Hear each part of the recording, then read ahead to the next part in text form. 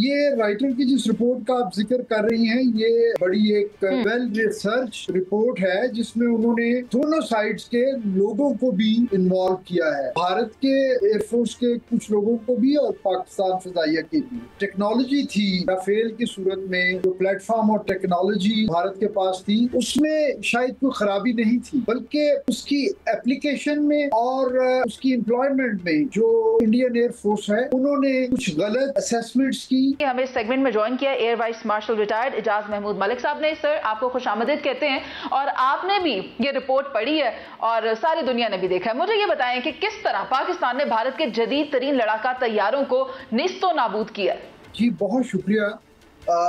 جیسا کہ ہم آپ کے پروگرامز میں بھی پہلے جنگ کے دوران اور جنگ کے فوراً بعد بالخصوص ہم لوگ یہ چیز کہتے رہے ہیں کہ یہ ماڈرن ایئر پاور اپلیکیشن میں یہ جو مختصر دورانیے کی کرسپ، انٹینس اور ہائی ییلڈ کامبیٹ تھی، وہ بڑی تفصیل سے اس کو دنیا بھر میں انالائز کیا جائے گا۔ جو ایئر پاور اور ملٹری ہسٹری کے جو بھی سرکلز ہوتے ہیں یا اسٹڈیز کرنے والے ادارے ہوتے ہیں، تو یہ رائٹر کی جس رپورٹ کا آپ ذکر کر رہی ہیں یہ بڑی ایک ویل ریسرچ رپورٹ ہے جس میں انہوں نے دونوں سائڈز کے لوگوں کو بھی انوالو کیا ہے، بھارت کے ایئر فورس کے کچھ لوگوں کو بھی اور پاکستان فضائیہ کے بھی، تاکہ ان سے بالکل فرسٹ ہینڈ اکاؤنٹ وہ لیں اور اپنے کچھ جو ان کے سوالات ہیں ان کے وہ جو ہے بالکل جو جنرلی جو جن لوگوں نے حصہ لیا اس کامبیٹ میں ان کے ویوز لے کے پھر وہ اپنا ایک نیوٹرل کینڈیڈ اوپینین جو ہے اس کو دنیا کے سامنے پیش کریں، کیونکہ ظاہر ہے ایک اتنے بڑے کریڈیبل میڈیا ہاؤس کا اپنا بھی ایک ان کی ریسرچ کی ریکوائرمنٹ ہوتی ہے۔ تو اس میں سے ہمیں جو بڑی پرومیننٹ جو چیزیں نظر آتی ہیں وہ یہ ہے کہ ان کے انالیسس کی بنیاد یا ڈیڈکشنز یہ ہیں کہ یہ اٹ سیلف کوئی جو ٹیکنالوجی تھی رافیل کی صورت میں، جو پلیٹ فارم اور ٹیکنالوجی بھارت کے پاس تھی اس میں شاید کوئی خرابی نہیں تھی، بلکہ اس کی اپلیکیشن میں اور اس کی امپلائمنٹ میں جو انڈین ایئر فورس ہے انہوں نے کچھ غلط اسیسمنٹس کی اور ٹیکٹیکل اور آپریشنل لیول پہ انہوں نے کچھ ایسی جو ہے غلطیاں کی کہ جس کی وجہ سے وہ پاکستان کی جو ایک بڑی ویل انٹیگریٹڈ کیمپین تھی وہ اس کے سامنے کھڑے نہیں ہو سکتے۔ ایگزیکٹلی اعجاز محمود صاحب، ہم انہی غلطیوں کی نشاندہی کرنا چاہتے ہیں اور میں چاہتی ہوں کہ میرے ساتھ دیگر پینل میں جو موجود ہیں انہیں بھی ہم شامل گفتگو کریں۔ شہزاد بٹ صاحب، آپ مجھے یہ بتائیں، آپ نے بھی یقیناً اس رپورٹ کو سکین کیا ہوگا اور اس میں جو انکشافات آ رہے ہیں کہ کیا بھارت جو رافیل استعمال کر رہا تھا کیا مکمل طور پر وہ اس کی سمجھ بوجھ نہیں رکھتا تھا؟ کیا اس کو نہیں پتا تھا کہ پاکستانی طیارے اسے کس طرح سے ٹارگٹ کر سکتے ہیں اور کن کن معاملات پر وہ شکست فاش سے دوچار ہو سکتا ہے؟ کیا بھارت کو اس بات کا علم نہیں تھا؟ درست، شکریہ، درست کہہ رہی ہے منیزے۔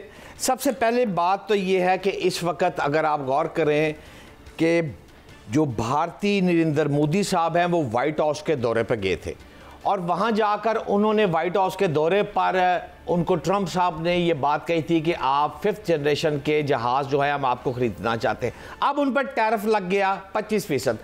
اب ٹیرف لگنے کے بعد یہ رافیل والی بات آ گئی اور رافیل کے بعد یہ F-35 کی بات آ گئی۔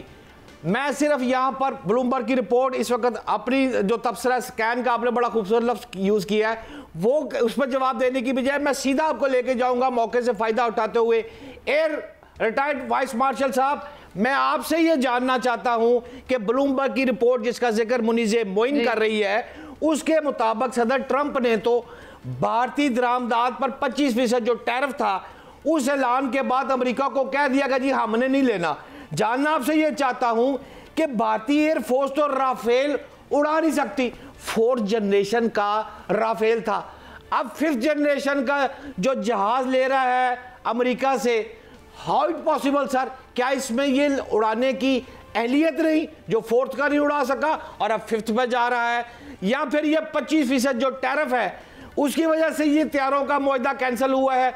असल कहानी जरा काइंडली मुझे भी और मेरे नाज़रीन को भी समझा दें। जी मैं अर्ज करूं जी, देखिए राफेल कोई बुरा प्लेटफॉर्म नहीं है जी, बट हमें बिल्कुल इंसाफ की बात करनी चाहिए। राफेल एक अच्छा जहाज है, लेकिन उसके बारे में एक बड़ी हाइप क्रिएट कर दी गई, और ख़ास तौर पे भारतीय फ़िज़ाइया से बढ़ के भारतीय मीडिया और उनकी पॉलिटिकल लीडरशिप ने राफेल को इतना बढ़ा चढ़ा के बयान किया कि जैसे राफेल के हवा में उड़ने से जो है ना वो एक ऑटोमेटिकली उनको एयर सुप्रीमेसी हासिल हो जाएगी पाकिस्तान के ऊपर, और पाकिस्तान की फ़िज़ाइया जो है वो उसके मुकाबले पे आएगी नहीं, और अगर आएगी तो कामयाब नहीं होगी। लेकिन देखिए बात इक्विपमेंट का ख़रीदना, इक्विपमेंट का ले लेना एक बात है, यकीनन एक फेज़ है। उससे ज़्यादा अहम फेज़ ये है कि उसको आप ऑपरेशनलाइज करें, और आपके जो ऑपरेटर्स हैं जहाज़ों के केस में, जो पायलट्स हैं, वो इतनी कमाल उसके ऊपर महारत हासिल करें। ठीक है, इजाज महमूद मलिक साहब का पॉइंट इस पर आगे है। सलमान आबिद साहब की तरफ जाना चाहती हूँ। सलमान आबिद साहब, आपने भी ये रिपोर्ट पढ़ी और उसमें PL-15 का जिक्र है। कहा यह जा रहा है कि इस का भी भारत की जानिब से गलत अंदाजा लगाया गया, और वो 200 किलोमीटर की जो बात सामने आ रही है, जरा उस पर भी रोशनी डालें कि इंसानी आंख तो 200 किलोमीटर तक देख भी नहीं सकती, जहां तक पाकिस्तान के जो होनहार ये जो फाइटर पायलट्स हैं इन्होंने अटैक किया जिस तरह। तो मुझे बताएं कि इसके हवाले से क्या इसमें जिक्र किया गया है रिपोर्ट में रॉयटर्स की। देखिए, ये जो ख़ास तौर पे पाकिस्तान और हिंदुस्तान के दरमियान जो कशीदगी हुई, उसके बारे में जितने अंदाजे लगाए गए थे पाकिस्तान के बारे में कि शायद पाकिस्तान उस तरह से परफॉर्म नहीं कर सकेगा, वो सब गलत साबित हुए हैं।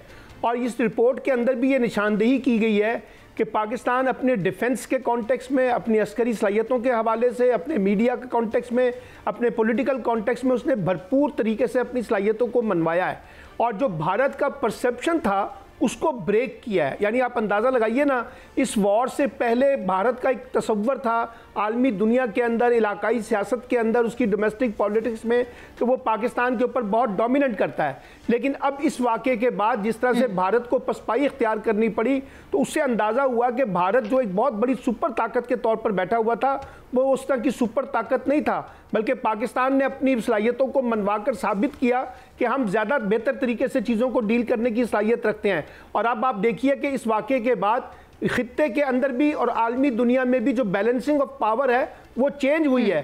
पाकिस्तान के बारे में एक आलमी परसेप्शन पॉजिटिव तरीके से सामने आया है, और ख़ुद इंडिया के अंदर से आवाज़ें आ रही हैं कि पाकिस्तान ने गैर मामूली कारकर्दगी और गैर मामूली सलाहियतों का मुजाहरा किया है। तो मैं ये समझता हूँ कि भारत ने जो कैलकुलेट किया था पाकिस्तान के बारे में, एक्चुअली वो गलत साबित हुआ है। और वो इंडिया का ये जो ख्याल था कि शायद पाकिस्तान एक कमज़ोर विकेट पे खड़ा हुआ है, वो कमज़ोर विकेट उसके लिए एक अच्छी खासी मुश्किल उसने पैदा कर दी है कि एक आलमी तसव्वुर में, आलमी परसेप्शन में उसको काफ़ी सियासी तन्हाई का भी सामना करना पड़ा है, और सफारती महाज पे भी उसके लिए बेशुमार मुश्किलात पैदा हो गई हैं।